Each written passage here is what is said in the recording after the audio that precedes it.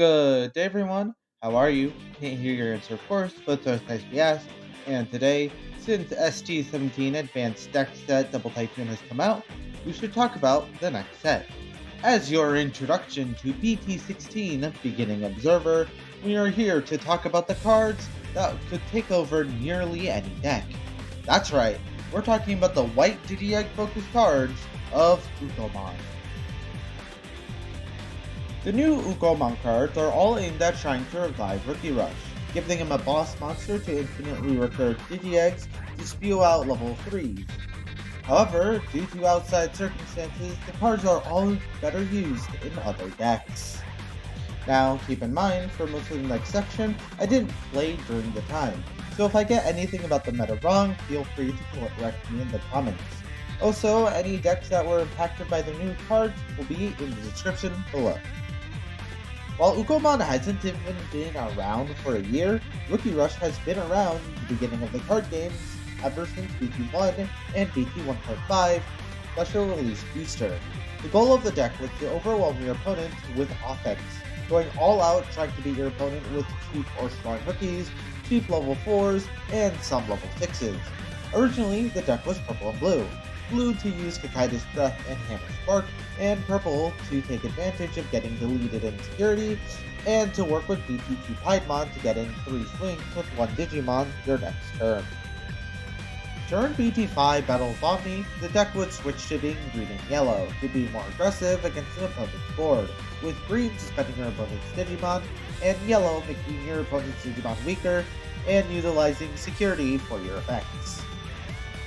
While this deck was great for a solid 5 sets, BT6 Double Diamond and EX1 Classic Collection is where its usage plummeted. Red decks could now out-aggro them, blue decks could now spam Ice Ball to punish them for making several swings, black decks had more reliable ways of making attacks not go through, green decks had Nidhoggmon and Cube Absorption to outspeed and overtake them, purple decks now had Beelstormon to spam option cards and clear most boards, but the real kicker is yellow. Lord Nightmon, aka Silvermon, could play extremely similar to Rookie Rush, but had the benefit of evolution to draw cards and have higher DP to not die to security as often. The nail in the coffin for the deck was BT7 Dex Adventure.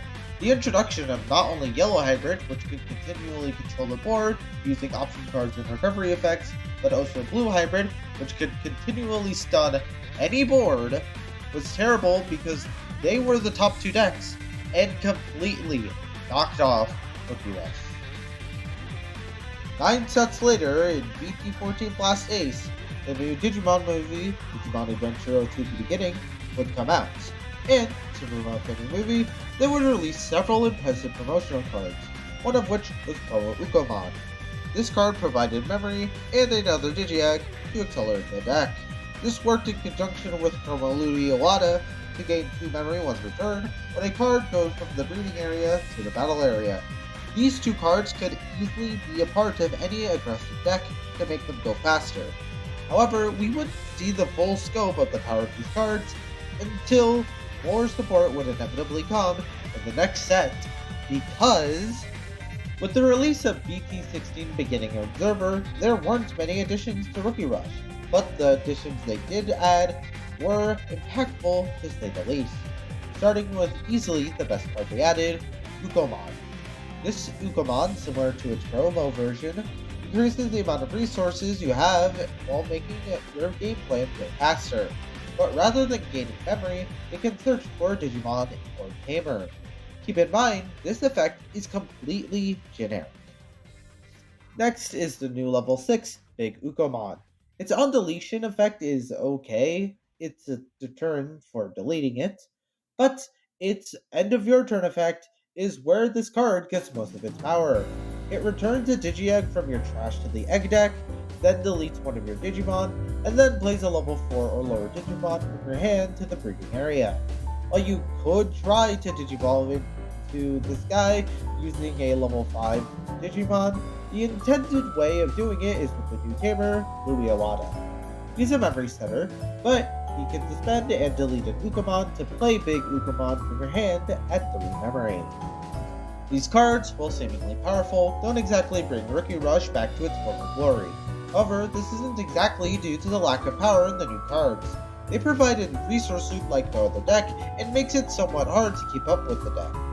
With this, there are two ways of playing Rookie Rush in BT16, Floodgate Rush and Jamming Rush. The former uses various rookies that can prevent your opponent from performing certain actions, such as reducing Digivolution cost and reducing play cost.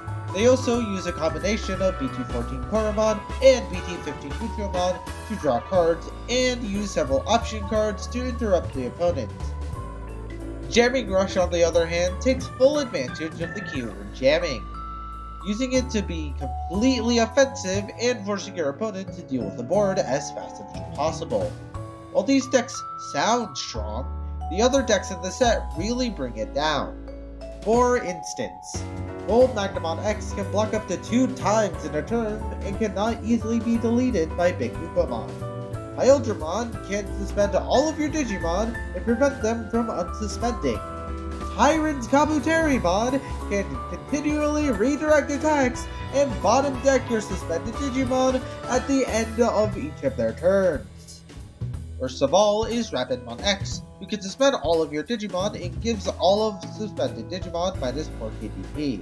It then gains memory if it deleted any Digimon through DP-. You can imagine it deletes most rookies, and even if they do survive, they'd probably die to security. Even though these cards may not work well as their own deck in this format, the Ukkomons can easily replace the worst rookies in any deck. The most notable example of this is in Numamon. In Numamon, you can spam the board with Numamon using Numamon effects. So, Numamon in conjunction with Ukkomon cards can bombard your opponent using cards like RB1 Numamon and Numamon X to play Numamons. And BT14 Numamon can give Rush to any of your Numamons to get in more attacks. In short, Numamon, Numamon, Numamon, Ukkomon, Numamon, Numamon. Additionally, these cards are so generic that counterplay to these cards is much needed information. For instance, in Mirage Galgamon, BT11 Mirage Galgamon can easily bounce back a Digimon or security. It also gains memory whenever your opponent adds a card to their hand by an effect. But if you don't want to fully commit to a deck, you can play the Tamer Digimon Emperor to punish your opponent for moving cards out of the breeding area at a rapid pace. As of voicing this script, the most recent new card reveal is the batch of cards that were revealed along with BT7 Tankari, of which are a very good addition to the deck. They give resources whenever Digimon is hatched. This gets around the Digimon Emperor. Additionally, the new Caesarmon support can easily fit into Jamming Rush. It gives more cards with jamming and takes even more advantage of the keyword. Other than that, these Digimon are part of the newest movie, and comparing to the last movie, Last Evolution Kitana, they've only really gotten support recently in LM packs, promos, and BT17. The last time they were supported before that was BT6 Double Diamond and BT7 Next Adventure. This implies that these cards won't show up again for a while, but for now, these level 3s seem like they not get power crept recently, and if they are, in conclusion, these cards haven't returned Rookie Rush to their former glory. While a valiant efforts, they were doomed to fail due to everything else in this set. Despite this, the new level 3 has started a new tier of acceleration when playing the game, being able to be placed in many decks to work in many decks. Thanks for watching. If you enjoyed, feel free to like or subscribe, and leave a comment if you'd like to have more discussions in the upcoming deck. Next time, I will ramble about the not-so-terrific terror in the game. One of backstabbing and a bit of sexism.